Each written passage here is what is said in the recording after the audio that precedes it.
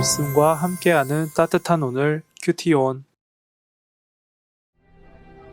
사무엘이 백성을 미스바로 불러 여호와 앞에 모으고 이스라엘 자손에게 이르되 이스라엘 하나님 여호와께서 이같이 말씀하시기를 내가 이스라엘을 애굽에서 인도하여 내고 너희를 애굽인의 손과 너희를 압제하는 모든 나라의 손에서 건져내었느니라 하셨거늘 너희는 너희를 모든 재난과 고통 중에서 친히 구원하여 내신 너희의 하나님을 오늘 버리고 이르기를 우리 위에 왕을 세우라 하는도다.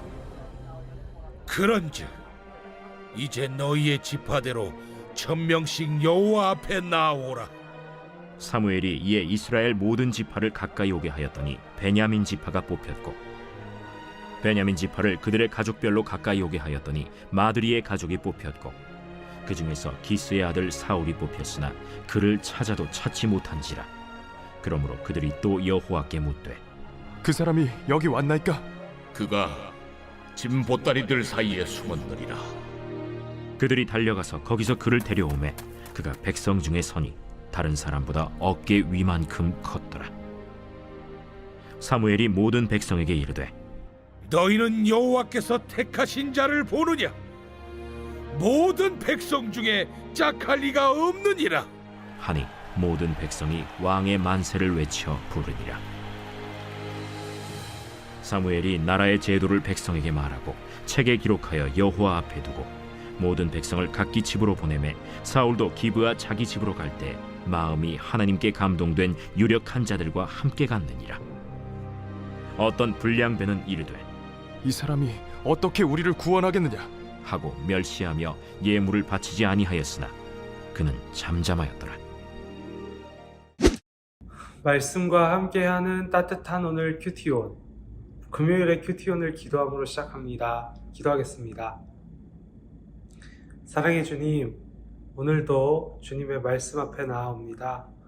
저희의 겸손한 마음을 받아주시고 오늘도 허락하신 이 말씀을 통해 저희의 마음이 울림이 되고 또 하루를 넉넉히 살아갈 수 있는 저희들 될 수 있게 하여 주시옵소서. 이 모든 말씀 예수 그리스도의 이름으로 기도드립니다. 아멘. 오늘의 말씀은 사울이 이스라엘 모든 지파가 보는 앞에서 왕으로 뽑히게 되는 순간을 담고 있습니다. 오늘은 처음부터 끝까지의 내용을 살피면서 묵상하였던 내용을 가지고 큐티온을 이어나가고자 합니다. 어느 날 하나님의 사람 사무엘이 미스바로 사람들을 모았습니다. 그리고 각 지파별로 사람들을 1000명씩 내보내 이스라엘을 다스릴 최초의 왕을 뽑기 시작했습니다. 곳곳에 보이는 단어, 뽑으셨다, 뽑혔다 라는 단어의 더욱 정확한 의미는 제비 뽑기를 했다라는 의미를 가지고 있습니다. 이스라엘의 지파가 12지파이니 각 지파별 그 사람 수가 1000명이라면 12,000명이 나왔을 것이고 사울은 제비 뽑기로 12,000분의 1의 확률로 왕의 자리에 서게 된 것입니다. 하나님을 모르는 사람들의 입장에서 사울은 운 좋은 사람입니다. 12,000분의 1이라는 확률을 뚫고 왕이 된 것이기 때문입니다. 그러나 이스라엘 사람들의 입장에서 사울은 하나님이 뽑은 사람입니다. 그리고 우리는 앞선 말씀을 통해 하나님이 이미 사울에게 기름 부으셨다라는 것을 알기 때문에 우리 또한 이것이 우연이 아님을, 하나님이 사울을 왕으로 세우셨음을 알 수 있습니다. 24절 말씀을 보면 사울 왕을 향해 만세를 외치는 이스라엘 사람들의 모습을 볼 수 있습니다. 드디어 바라고 바라던 왕이 세워졌고 또 그 왕은 하나님이 세우신 왕이기에 기쁨으로 화답하는 것처럼 느껴집니다. 여기까지만 생각해 보았을 때 우리는 오늘 말씀을 통해 우리에게 일어나는 일들은 결코 우연으로 점철되어질 수 없는 하나님의 섭리, 하나님의 이끄심 가운데 있다는 묵상을 할 수 있습니다. 그런데 저는 오늘 말씀을 묵상하면서 곳곳에서 조금 더 묵상할 수 있는 부분들을 찾게 되었습니다. 가장 먼저 눈에 띄는 것은 미스바라는 장소였습니다. 이 미스바라는 장소는 이스라엘 사람들에게 있어서 사연이 많은 장소입니다. 그 많은 사연 중 하나는 바로 사사시대에 일어났던 11지파와 베냐민 지파의 싸움입니다. 사사기 20장 1절부터 11절을 보면 11지파는 베냐민 지파와의 전쟁을 다짐하며 베냐민 지파를 없애버리겠다고 미스바에서 결단합니다. 아이러니하게도 그 결단의 장소에서 없애버리기로 결단했던 베냐민 지파의 한 청년이 왕으로 뽑히게 된 것입니다. 없어지지 않은 것을 다행으로 여겨도 모자랄 판에 모든 지파들의 우두머리가 되어버렸으니 참 아이러니한 일입니다. 하나님의 의도가 어렴풋이 느껴지기도 합니다. 두 번째로 보이는 것은 하나님의 사람 사무엘의 분위기입니다.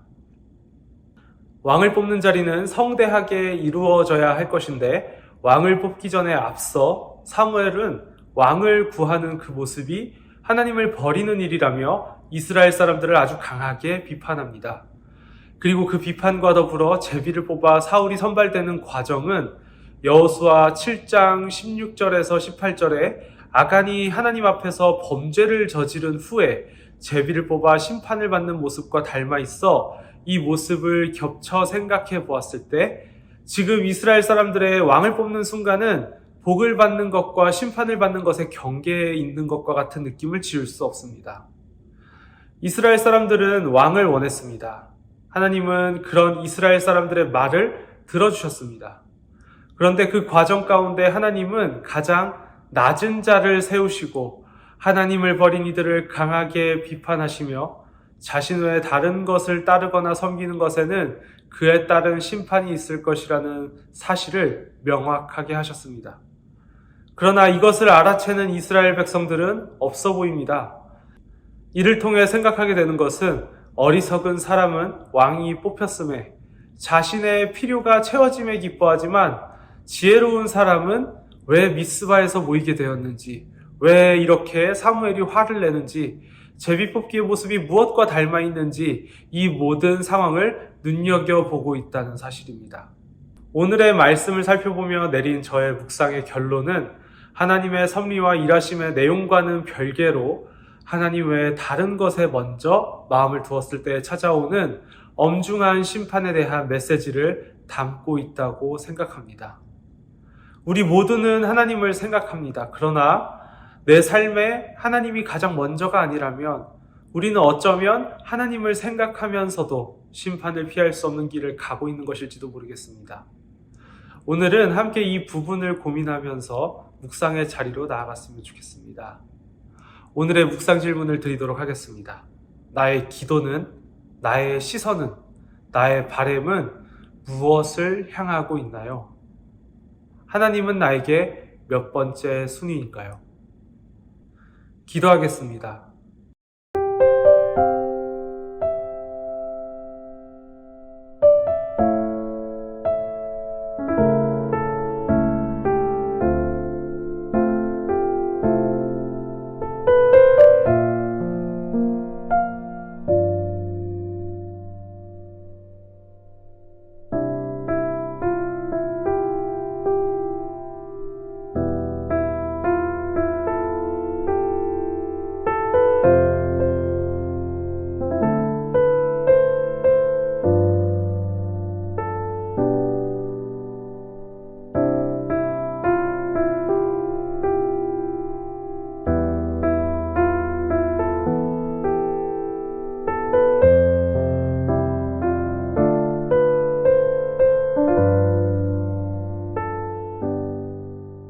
사랑과 은혜가 풍성하신 하나님 아버지, 저희가 주님을 따르기를 원합니다. 이 세상을 통치하시고 일하시는 하나님 앞에서 저희가 저희의 필요를 채우기 위해 하나님을 바라보는 것이 아니라 하나님 한 분만을 가장 먼저 생각하고 우선순위에 두어 정말 하나님이 바라시는 진정한 삶을 살아갈 수 있는 저희가 되기를 원합니다. 저희에게 그러한 삶을 허락하시고 그러한 능력을 허락하여 주시옵소서. 이 모든 말씀 예수 그리스도의 이름으로 기도드립니다. 아멘.